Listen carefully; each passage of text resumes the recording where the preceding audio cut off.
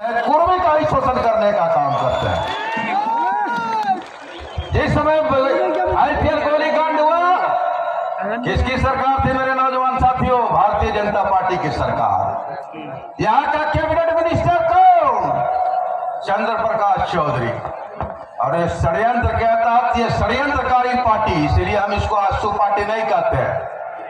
ये षड्यंत्रकारी पार्टी के लोग षड्यंत्र के तहत सरकार का नाजायज फायदा उठा करके एक अबला को, जो जनहित में जन समस्याओं को, जनता की समस्याओं को समाधान के लिए धरना प्रदर्शन में बैठी थी, उसको एक षड्यंत्र के तहत फंसा करके और उसको केस करवाने का काम किया। और अगर केस में भी उसको अप्राप्त संतुष्टि नहीं हुआ तो जाकर के वह न्यायालय को गुमराह गवाहों के माध्यम से करवाने का काम किया।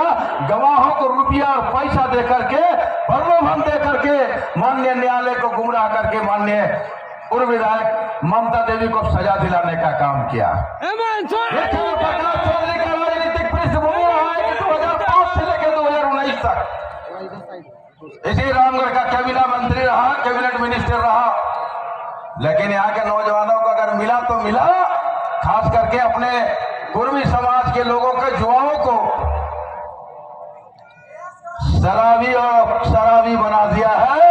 सारा मुर्गा और दारू बांटने का काम किया है, दूसरा कोई काम नहीं किया है।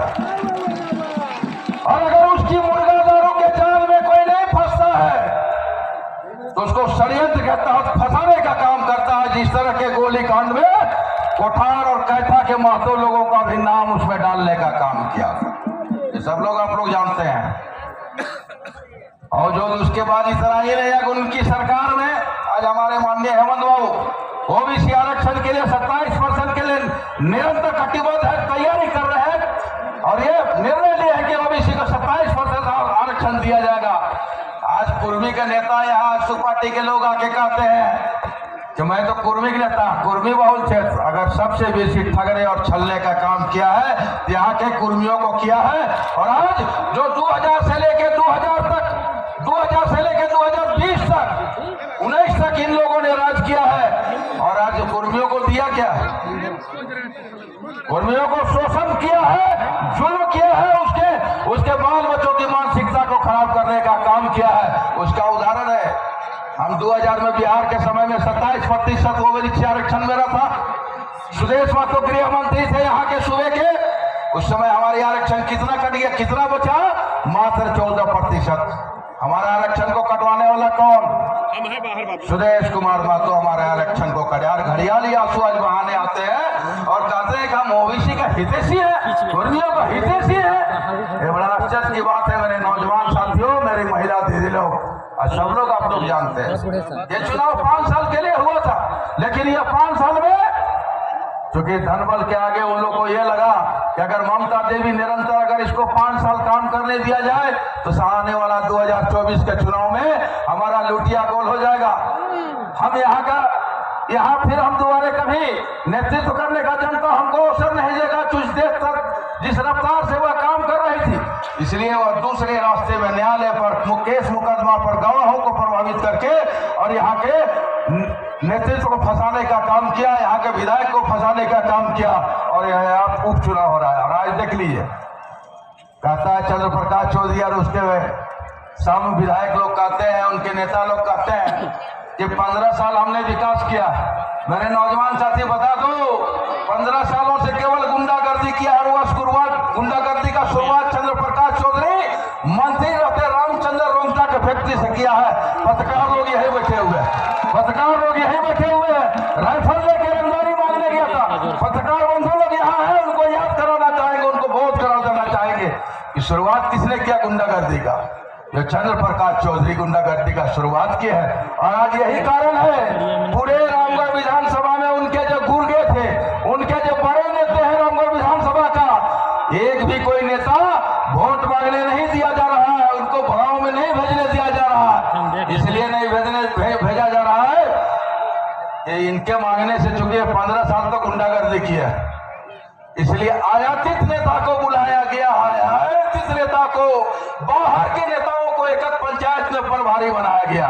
ये सब लोग आप लोग जानते हैं, क्योंकि 15 साल में यह जो गुंडागर्दी जो धंधा इन्होंने खोला है, जो रंगदारी इन्होंने, चाहे कोयला के नाम पर हो, आप देखिए कोयला के नाम पर कौन यहाँ रेलवे को लोड करता है, कौन चारकोल लोड करता है, सब लोग आप लोग जानते हैं। ये कोयला सब एकदम स्टेशन में, माइल स्टेशन में, कुंजो स्टेशन में कौन लोड करता है, उसका माफिया कौन है? चंद्र प्रकाश चौधरी उसका माफिया। और जमीन के कारोबार में भी देखिए, यहाँ सेरेंगातुक लोग हैं जी, सेरेंगातुक लोग है ना, देखिए सेरेंगातुक का 46 एकड़ का मामला, ये चंद्र प्रकाश चौधरी के लूट बचाने पर उसके गुंडे लूटने के लिए आज भी गए हुए आवेदन आए हैं माननीय मुख्यमंत्री जी के नाम पर।